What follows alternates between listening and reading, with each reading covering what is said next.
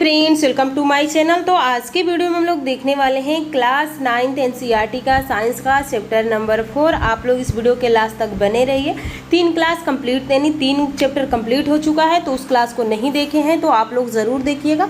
आज का हम लोग का चैप्टर है परमाणु की संरचना, यानी एटॉम की स्ट्रक्चर। तो चलिए, आज का पहला क्वेश्चन है। देखिए, पूछा गया है निम्नलिखित में से कौन सा मैग्नीशियम परमाणु में इलेक्ट्रॉनिक वितरण का सही प्रदर्शित करता है। तो अगर आपका इसका इलेक्ट्रॉनिक कॉन्फ़िगरेशन करना है तो इसका परमाणु क्रमांक याद होना होगा। तो देखिए, hydrogen 1, helium 2, lithium 3, beryllium 4, boron 5, carbon 6, nitrogen 7, oxygen 8, fluorine 9, नियान 10, sodium 11, magnesium 12। यानी मैग्नीशियम का कितना हो जाएगा, यहाँ पे मैग्नीशियम का आप लोग का 12 हो जाएगा। अब आपको इसका इलेक्ट्रॉनिक विन्यास करना है तो 2, 8, टोटल 10 हो गया 2। तो इसमें कितना, कौन सा सही हो जाएगा। तो इसमें देखिए किसमें, यानी 3, 8 है, कितना हुआ, यहाँ पे नहीं होगा, ये वाला भी नहीं होगा। ऑप्शन आप लोग का बी सही हो जाएगा। अगला क्वेश्चन देखिए, अगला क्वेश्चन क्या पूछा गया है। पूछा गया है कि रदरफोर्ड के अल्फा कण प्रकीर्णन प्रयोग के परिणाम खोज किया गया था। तो जब जो रदरफोर्ड थे, आपको भी पता, अगर थ्योरी पढ़े होंगे तो आपको पता होगा, इन्होंने एक सोने की पतली परत ली और इससे अल्फा कण को क्या किया, प्रवाहित किया, जिससे कि सारी अल्फा किरण यानी लमसम 40,000 में से सारी चली गई, लेकिन उसमें से एक अल्फा कण वापस टकरा के चली आई। तो उस क्या पता हुआ, जैसे कि अल्फा पे पॉजिटिव चार्ज होता है और इसके केंद्रक में, यानी परमाणु के केंद्रक में कोई पॉजिटिव होगा तभी तो इसको प्रतिकर्षण किया है, क्योंकि अगर पॉजिटिव है तो प्रतिकर्षण करेगा और पॉजिटिव निगेटिव है तो आकर्षण करेगा। तो इससे ये पता चला कि जो परमाणु है, परमाणु के केंद्र में कोई पॉजिटिव है जो कि इस पॉजिटिव को प्रतिकर्षण कर दिया है। तो इससे पता चला कि यानी सारी किरणें तो वापस चली गई, यानी खोखला भाग है तो सारी किरणें वापस चली गई है, यानी बाहर हो गई है, लेकिन ये एक 180 डिग्री पे ही वापस चली आई, जैसे कि ए से गई और फिर इसी पे वापस चली आई, तो इसको बोलते हैं 180 डिग्री। तो इससे ये पता कि परमाणु के नाभिक तो है और वो भी नाभिक कैसा है, पॉजिटिव है। तो इसका सही ऑप्शन हो जाएगा, नाभिक की खोज हुआ था, क्योंकि उस टाइम अभी इलेक्ट्रॉन प्रोटॉन की खोज नहीं हुआ था। अगला क्वेश्चन देखिए, अगला क्वेश्चन क्या पूछा गया है। इसमें कहा गया है कि एक तत्व X का इलेक्ट्रॉनों की संख्या 15, यानी ये कोई X है। इसमें आप लोग का देख सकते हैं कि जो इलेक्ट्रॉन है 15 है, न्यूट्रॉन की संख्या 16 है। तो निम्नलिखित में से कौन सा तत्व का सही प्रदर्शन है। तो इलेक्ट्रॉन बराबर प्रोटॉन होता है, यानी परमाणु क्रमांक प्रोटॉनों की संख्या को बताता है। तो टोटल आप जोड़ेंगे तो कितना आपका हो जाएगा, यहाँ पे आप लोग का 31 हो जाएगा, यानी इसका परमाणु भार तो 31 होगा, लेकिन परमाणु क्रमांक यहाँ पे 15 होगा। तो सही ऑप्शन आपका कौन सा हो जाएगा, ऑप्शन ए हो जाएगा। अगला क्वेश्चन देखिए, डाल्टन के परमाणु सिद्धांत ने सफलतापूर्वक समझाया था। तो डाल्टन का, इन्होंने द्रव्यमान संरक्षण का नियम भी दिया, स्थिर अनुपात का भी नियम बताया और गुणित अनुपात का भी नियम बताया। रेडियो एक्टिवता का नियम नहीं इन्होंने बताए थे। तो पहले आप लोग का सही हो जाए ऑप्शन ए 2, यानी जिसमें ऑप्शन में 1, 2 और 4 है, तो किसमें है 1, 2 और 4, यानी ऑप्शन डी आपका सही हो जाएगा। अगला क्वेश्चन देखिए, अगला क्वेश्चन क्या है। रदरफोर्ड के नाभिकीय प्रतिरूप के संबंध में कौन से कथन सही हैं। आपको इसमें से सही को चुनना है। तो नाभिक को धन आवेशित माना गया था, प्रमाणित किया गया कि अल्फा कण हाइड्रोजन परमाणु से 4 गुना भारी है, सौर परिवार से तुलना की जा सकती है, थॉम्सन मॉडल से सहमति दर्शाता है। तो रदरफोर्ड का नाभिकीय प्रतिरूप का संबंध क्या है। तो यहाँ पे आपका सही हो जाएगा, यानी नाभिक को धन आवेशित माना गया था और एक भी बात माना गया था कि सौर परिवार की तुलना की जाती है। तो यानी आपका सही ऑप्शन हो जाएगा ऑप्शन ए, यानी नाभिक का धन आवेशित है, यानी बीच में नाभिक था वो धन आवेशित था, तभी तो अल्फा कण पे धन आता है तो उसको प्रतिकर्षित कर दिया होता, अगर निगेटिव होता तब तो उसको आकर्षित कर लेता।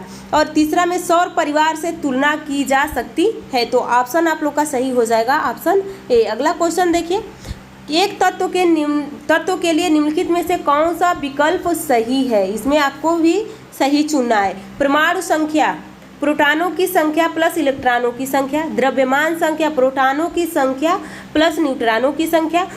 यानी देखिए आप लोग का होता है प्रोटॉन बराबर इलेक्ट्रॉन बराबर न्यूट्रॉन, यानी इन दोनों के जोड़ को प्रोटॉन प्लस न्यूट्रॉन बराबर हो जाएगा आप लोग का।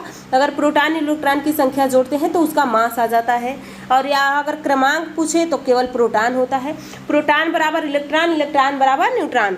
तो यहाँ पे आप देखिए परमाणु की संख्या प्रोटॉनों की संख्या प्लस इलेक्ट्रॉनों की संख्या है, या द्रव्यमान संख्या प्रोटॉनों की संख्या प्लस न्यूट्रॉनों की संख्या है। तो ये तो सही है आपका, क्योंकि द्रव्यमान संख्या होता ही प्रोटॉनों की संख्या प्लस, यानी प्रोटॉन प्लस न्यूट्रॉन बराबर हो जाएगा आप लोग का मास यानी द्रव्यमान संख्या। परमाणु द्रव्यमान प्रोटॉनों की संख्या प्लस न्यूट्रॉनों की संख्या पूछा गया है।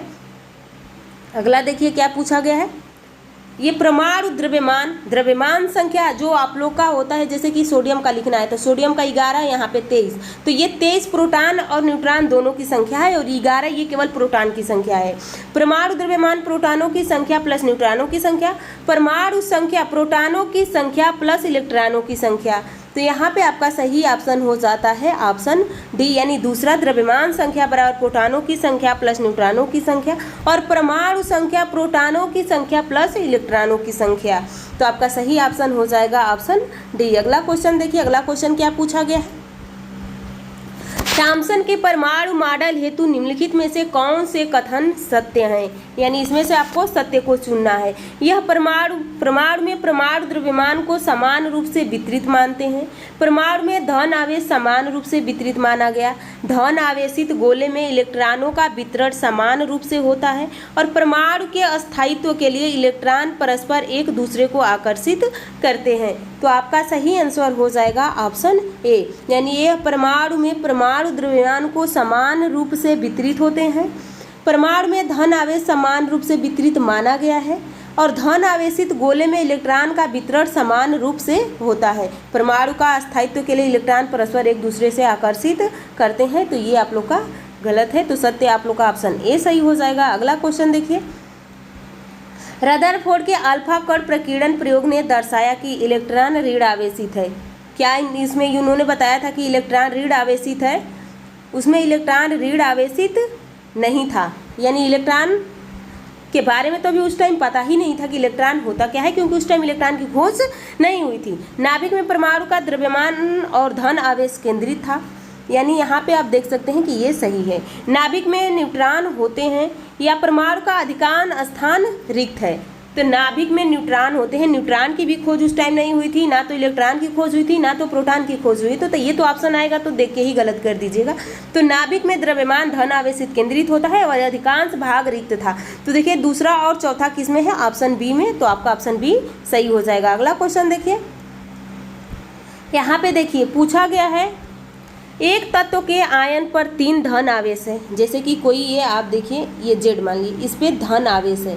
धन आवेश का मतलब कि 3 इलेक्ट्रॉन अपना किसी को दे चुका है। परमाणु का द्रव्यमान संख्या 27 है, यानी इसका मास कितना है 27 है। न्यूट्रॉनों की संख्या यानी n इसका 14 है। तो 14 में से आयन में कितने इलेक्ट्रॉन उपस्थित हैं, तो ये पूछा गया कि इसमें इलेक्ट्रॉन कितने हैं।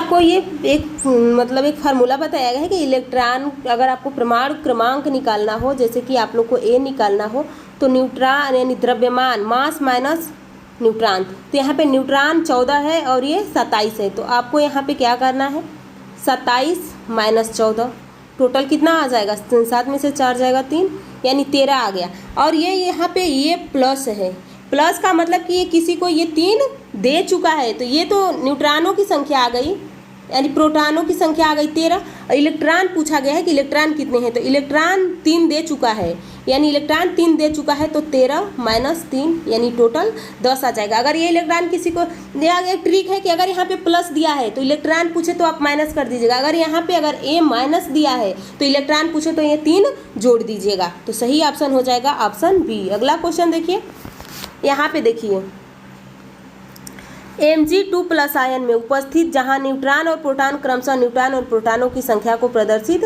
करते हैं। तो यहाँ पे देख सकते हैं पूछा गया है कि इसमें से बताइए कौन सा सही है आपका। तो यहाँ पे आप देखिए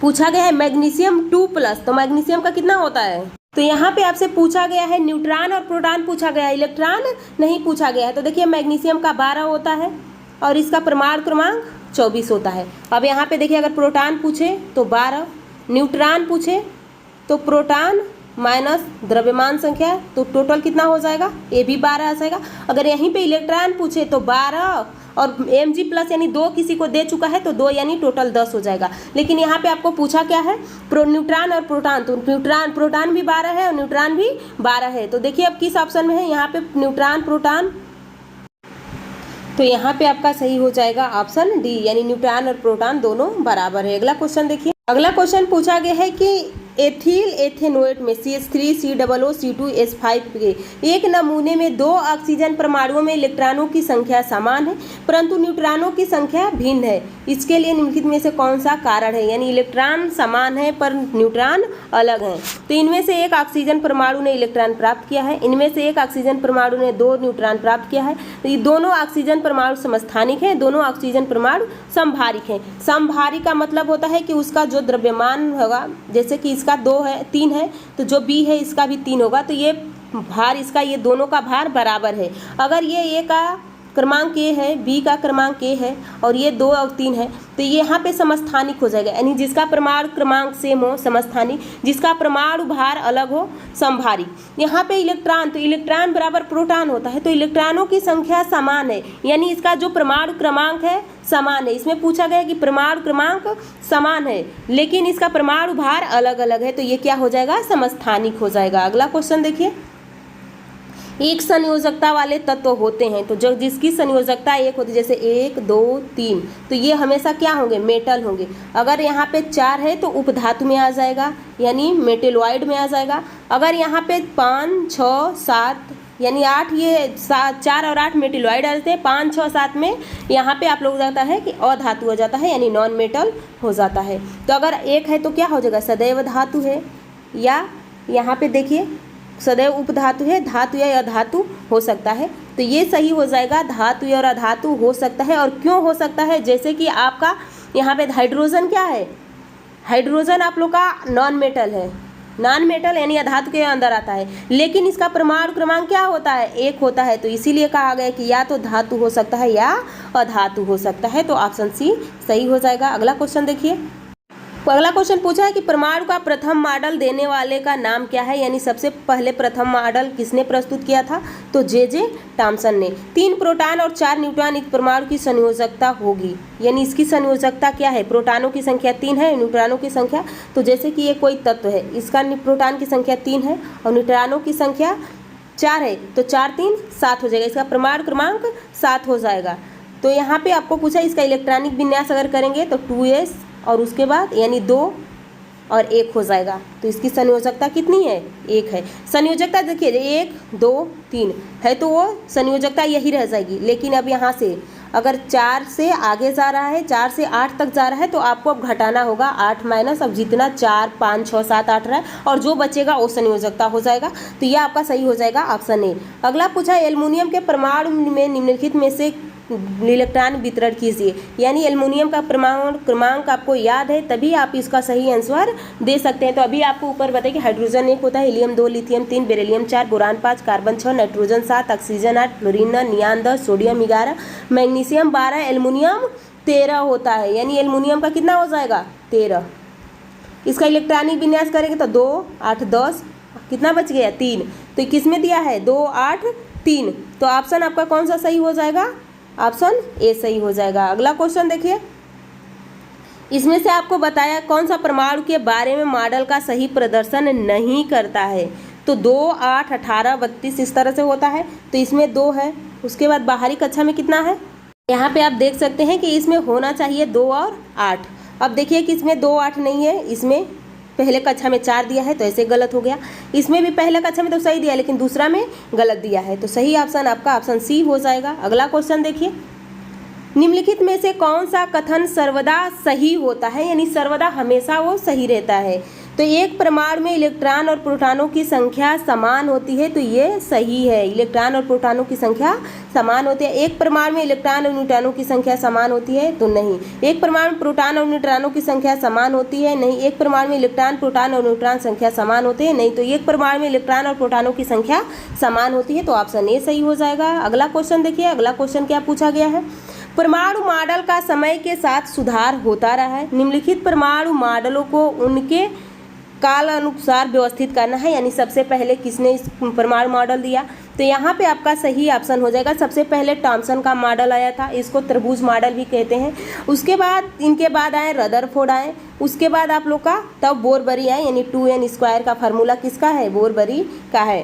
तो यहाँ पे आप देखिए सबसे पहले ये फर्स्ट पे आया, ये सेकंड पे आया, ये थर्ड पे आया। तो सबसे पहले ऑप्शन 2 किस में दिया है, यहाँ पे भी ऑप्शन 2 है और यहाँ पे है, यहाँ पे नहीं है, यहाँ पे नहीं है। अब उसके बाद पहला, तो यहाँ पे 3 आ गए, तो ऑप्शन सी आपका सही हो जाएगा। तो आज के ये जितने क्वेश्चन दिए गए थे एनसीईआरटी के एग्जाम्पलर पे, तो ये सारे क्वेश्चन आपके कंप्लीट हुए। नेक्स्ट वीडियो में अब हम लोग का